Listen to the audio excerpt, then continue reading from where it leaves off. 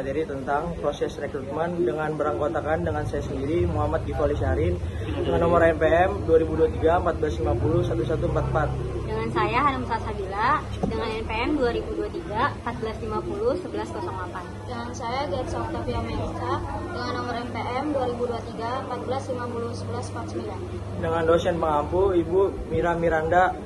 Selamat menonton. Oke, yang pertama ini ada pengertian dari proses rekrutmen. Proses rekrutmen karyawan sendiri itu adalah rangkaian atau langkah-langkah yang dapat dilakukan oleh perusahaan untuk mencari dan memilih kandidat yang tepat untuk mengisi posisi tersebut.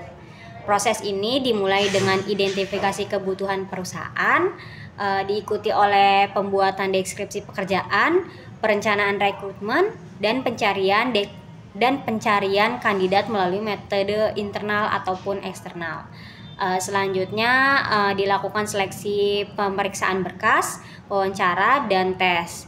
Akhirnya perusahaan melakukan negosiasi gaji dan onboarding karyawan baru. Proses ini penting untuk memastikan karyawan memiliki keterampilan yang sesuai dan dapat berkontribusi pada tujuan di perusahaan tersebut. Yaitu ada tujuan dari proses rekrutmen. Yang pertama itu memenuhi kebutuhan sumber daya manusia. Itu artinya menyediakan tenaga kerja yang sesuai untuk posisi yang kosong, baik untuk jangka pendek ataupun panjang. Yang kedua itu ada menjaring data pencari kerja, artinya mengumpulkan informasi tentang pelamar yang tertarik yang bisa menjadi sumber untuk perekrutan di masa depan perusahaan. Yang ketiga ada memilih kandidat ideal, itu artinya menyaring dan memilih kandidat yang memenuhi kualifikasi dan nilai perusahaan sehingga meningkatkan efektivitas seleksi.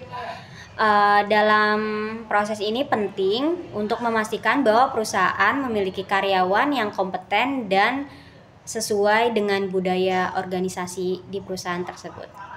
Oke, yang selanjutnya itu ada prinsip-prinsip rekrutmen karyawan. Yang pertama ada kesesuaian kualitas. Karyawan yang direkrut ini harus memenuhi kebutuhan spesifikasi pekerjaan agar sesuai dengan standar mutu yang diharapkan. Yang kedua ini ada jumlah yang tepat, itu artinya jumlah karyawan yang direkrut itu harus sesuai dengan kebutuhan jabatan yang tersedia berdasarkan analisis tenaga kerja. Yang ketiga ini ada minimisasi biaya. Itu artinya proses rekrutmen harus dilakukan dengan efisiensi untuk mengurangi biaya yang diperlukan di perusahaan. Yang keempat ini ada perencanaan strategis. Ini harus ada perencanaan dan keputusan strategis dalam proses rekrutmen untuk mencapai tujuan di perusahaan tersebut, di organisasi atau perusahaan tersebut. Yang kelima ada fleksibilitas. Itu artinya proses rekrutmen harus dapat beradaptasi dengan perubahan kebutuhan dan kondisi pasar. Dengan menerapkan prinsip-prinsip ini, perusahaan dapat membangun tim yang lebih kuat, memiliki karyawan yang sesuai kebutuhan, dan menciptakan lingkungan kerja yang profesional secara inklusif. Selanjutnya ada tahap-tahap proses rekrutmen. 1. Mengidentifikasi kebutuhan posisi, yaitu menentukan posisi yang perlu diisi dan keterampilan yang dibutuhkan. 2. Membuat rencana perekrutan, yaitu merancang strategi rekrutmen termasuk deskripsi pekerjaan dan anggaran. 3. Mencari kandidat, yaitu menggunakan metode internal atau eksternal untuk menemukan pelamar. 4. Seleksi, yaitu melakukan penyaringan berkas, tes tertulis, dan wawancara untuk menilai kandidat. 5. Memilih kandidat, yaitu menentukan kandidat terbaik berdasarkan hasil seleksi. 6. Membuat kontrak kerja, yaitu menyusun dan menandatangani kontrak dengan kandidat terpilih. 7. Onboarding karyawan baru, yaitu mengintegrasikan karyawan baru ke dalam perusahaan. Setiap perusahaan mungkin memiliki tahapan yang sedikit berbeda atau tambahan sesuai dengan kebutuhan mereka. Selanjutnya ada metode umum dalam proses rekrutmen karyawan. Yang pertama, rekrutmen internal. mencari kandidat dari dalam perusahaan seperti dengan promosi jabatan atau mutasi antar divisi. Metode ini efektif untuk mempertahankan karyawan yang berkinerja baik dan menghemat biaya rekrutmen. 2. Rekrutmen eksternal, mengundang kandidat dari luar perusahaan melalui iklan lowongan kerja di situs pekerjaan, media sosial, atau bekerja sama dengan lembaga pendidikan dan bursa kerja. Metode ini memberikan perusahaan akses ke bakat baru dengan perspektif yang berbeda. 3. Job posting online, mengiklankan posisi melalui portal pekerjaan online seperti LinkedIn, Indeed, atau situs web perusahaan. Ini adalah cara untuk cepat dan murah untuk menarik pelamar yang relevan. 4. Employee referral, memanfaatkan jaringan karyawan yang ada untuk merekomendasikan kandidat potensial. Banyak perusahaan memberikan insentif pada karyawan yang berhasil merujuk kandidat yang kemudian diterima. Selanjutnya ada proses kandidat dalam rekrutmen karyawan. Yang pertama ada seleksi berkas atau administrasi, yaitu memeriksa dokumen lamaran seperti CV, ijazah, dan surat lamaran untuk memastikan kesesuaian kualifikasi. Yang kedua ada seleksi tertulis, menggunakan tes psikotes atau tes pengetahuan untuk menilai kemampuan dasar dan kepribadian kandidat. Yang ketiga wawancara, yaitu melakukan wawancara untuk menggali informasi lebih dalam tentang kandidat, termasuk pengalaman dan motivasi mereka. Yang keempat ada pemeriksaan latar belakang, yaitu memverifikasi informasi yang diberikan oleh kandidat, termasuk riwayat pekerjaan dan pendidikan. Dan yang terakhir, pengajuan tawaran pekerjaan. Setelah kandidat terpilih, perusahaan mengirimkan tawaran resmi yang mencakup detail posisi dan kompensasi.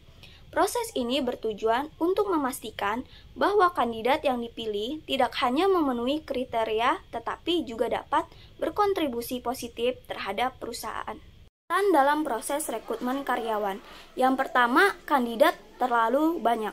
Banyaknya pelamar membuat proses seleksi menjadi panjang dan rumit, memerlukan strategi yang efektif untuk efisiensi.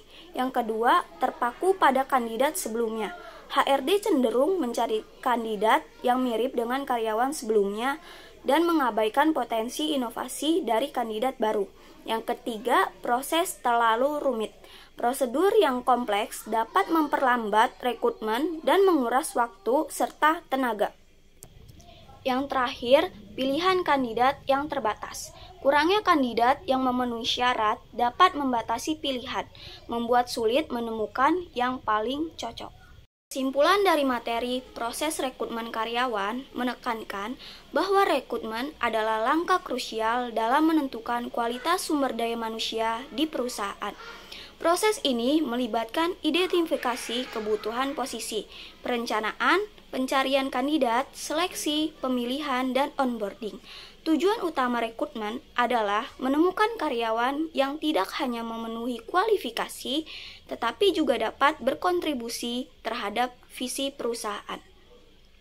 Selain itu, prinsip-prinsip seperti kesesuaian kualitas dan efisiensi biaya harus diterapkan untuk mencapai hasil yang optimal dalam proses ini. Oke, di pembahasan berikutnya itu ada salah satu contoh video terkait proses rekrutmen dan seleksi seperti apa. Mari kita simak video berikut.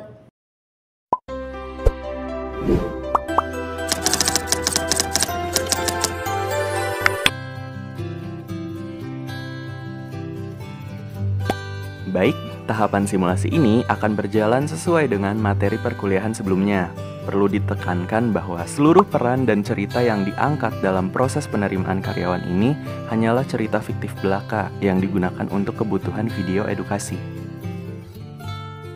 Pada kasus ini, ada sebuah perusahaan bernama PT Naga Suzoa yang memproduksi aksesoris berupa kacamata dan jam tangan. Dalam 1 bulan terakhir, perusahaan mengalami penurunan penjualan karena kurangnya pemasar. Manajer kemudian menghubungi bagian HRD. Memasuki proses pertama, yaitu proses pemilihan media iklan lowongan yang dapat disebar melalui surat kabar, majalah, televisi, radio, dan media lainnya. Selamat pagi, Bu Pipa. Selamat pagi juga, Pak. Ada apa ya, Pak? Begini, tadi saya dapat kabar dari bagian marketing. Ternyata kita kekurangan pemasar sehingga penjualan kita berkurang akhir-akhir ini. Jadi saya ingin meminta Ibu untuk membuat info lowongan pekerjaan dan disebarkan melalui sosial media untuk bagian marketing. Untuk desainnya, Pak Riza sedang berada di jalan, jadi tunggu kehadiran beliau dulu ya, Bu. Baik, Pak. Proses selanjutnya yaitu pembuatan desain lowongan pekerjaan termasuk spesifikasi yang dibutuhkan perusahaan. Untuk spesifikasi yang dibutuhkan, kira-kira apa aja ya, Bu? Ini, Pak, sudah saya catat sesuai dengan yang dibutuhkan bagian marketing. Baik, Bu. Saya konfirmasi lagi. Pelamar maksimal 25 tahun, pendidikan S1 dengan IPK minimal 3,0, memiliki kemampuan berkomunikasi yang baik, menyelesaikan tugas sebelum waktu yang ditentukan, serta jujur, rajin, bertanggung jawab, dan mampu bekerja sama dalam tim. Betul, Bu? Betul, Pak. Serta fotokopi KTP dan KK. Baik, Bu. Akan saya buatkan, dan jika sudah selesai akan segera saya kirimkan melalui email.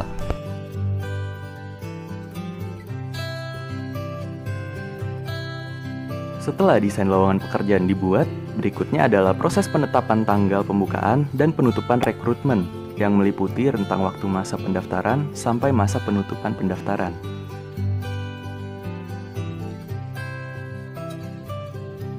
Pak Hussein, desainnya sudah dibuat. Kira-kira penetapan waktu open recruitment-nya mau berlangsung berapa lama, Pak? Dan untuk pengumpulan berkas administrasinya ke siapa ya, Pak? Oh baik, untuk pembukaan pendaftarannya dimulai dari 29 April dan ditutup pada 5 Mei 2021. Sekaligus penyerahan syarat-syarat berkas, pelaksanaan tes kemampuan dasar dan interview. Baik, Pak. Selama pembukaan rekrutmen, terdapat 2 orang pelamar yang berminat mengisi kekosongan pada posisi pemasar di PT Naga Suzoa. Mereka kemudian menyiapkan berkas yang akan dikumpulkan pada saat penutupan pendaftaran. Fotokopi KTP sudah, fotokopi KK sudah, dan fotokopi ijazah serta transkrip nilai terakhir sudah. Setelah mereka memastikan terpenuhinya berkas yang dibutuhkan, mereka menuju ke lokasi interview pada tanggal 5 Mei 2021 untuk mengumpulkan berkas. Setelah administrasi berkas dikumpulkan, diseleksi, dan diterima oleh bagian HRD, mereka segera melaksanakan tes kemampuan dasar agar perusahaan mengetahui psikologi, kepribadian, dan keahlian pelamar. Baik, pada kesempatan kali ini saya Abdul selaku pengawas tes kemampuan dasar akan memulai tes. Sistemnya tertulis dan dikerjakan selama 1 jam. Peserta tidak diperkenankan untuk bekerja sama dan diharapkan mengerjakan dengan sejujur-jujurnya dan semampunya. Selamat mengerjakan. Sesudah pelaksanaan tes kemampuan dasar, mereka semua kemudian menunggu untuk melakukan tahap panggilan interview bersama manajer HRD dan juga manajer marketing atau user, termasuk negosiasi gaji di dalamnya. Saat menunggu, manajer kemudian pertama memanggil nama Fahren dan ia segera memasuki ruang interview. Oke, kita mulai saja interviewnya. Tolong ceritakan sedikit tentang diri Anda. Nama saya Fahren Fernanda, umur saya saat ini 22 tahun dan merupakan lulusan dari Universitas X di kota Jakarta.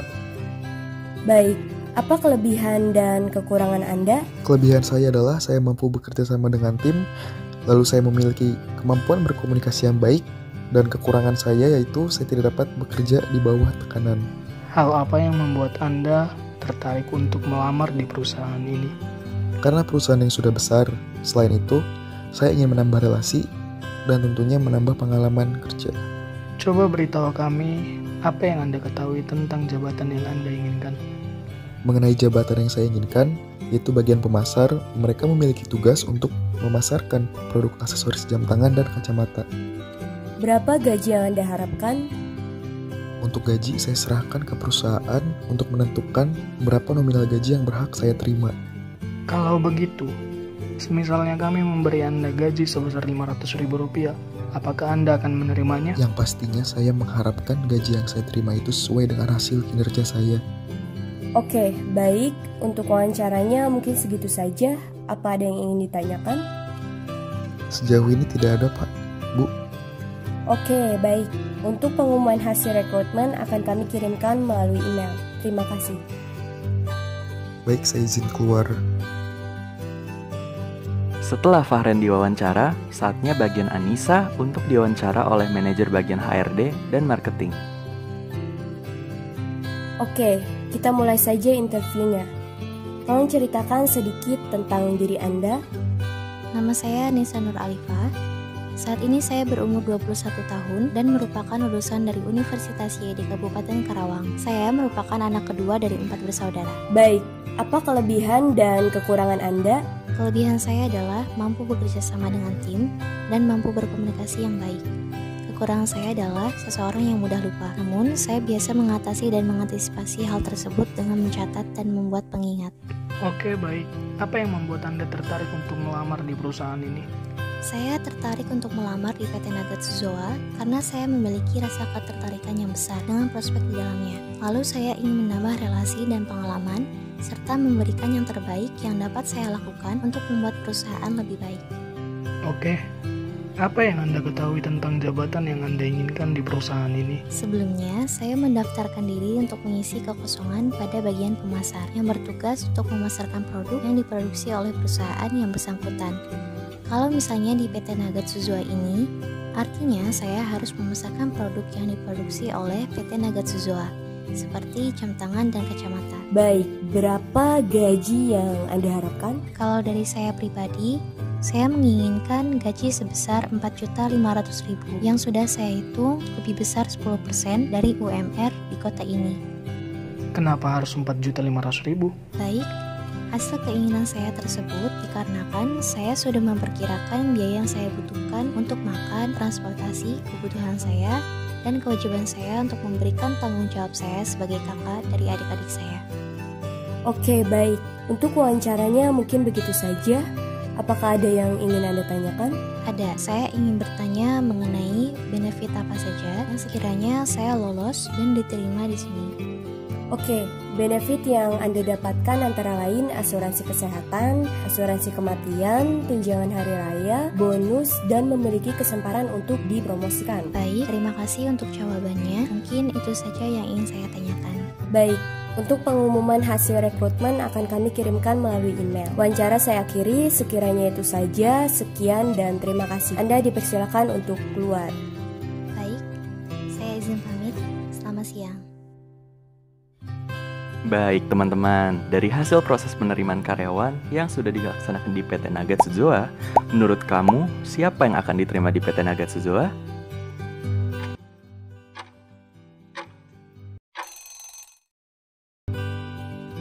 Oke, jika kamu menjawab Anissa yang akan diterima di PT Nagatsuzoa, maka tebakan kamu adalah benar. Dari respons yang sudah diberikan pewawancara ternyata lebih memiliki ketertarikan untuk menempatkan Anissa sebagai SDM yang mengisi kekosongan di bagian pemasar tersebut. Karena Anissa menunjukkan pribadi yang berkomitmen, jujur, bertanggung jawab, teliti, aktif, dan berkompeten. Untuk proses penerimaan karyawan, saya akhiri sampai di sini dan saya kembalikan kepada Anissa selaku moderator dalam presentasi ini. Terima kasih. Baik, sekiranya itu saja yang dapat kami sampaikan. Mohon maaf apabila ada kekurangan dalam pembuatan video ini, karena sejatinya kesempurnaan hanyalah milik Tuhan Yang Maha Esa. Semoga video ini dapat menambah wawasan penonton. Saya Anissa Nur Alifah selaku perwakilan dari kelompok E, pamit undur diri. Terima kasih. Sekian penjelasan video dari kelompok kami, kurang lebihnya mohon maaf. Wassalamualaikum warahmatullahi wabarakatuh.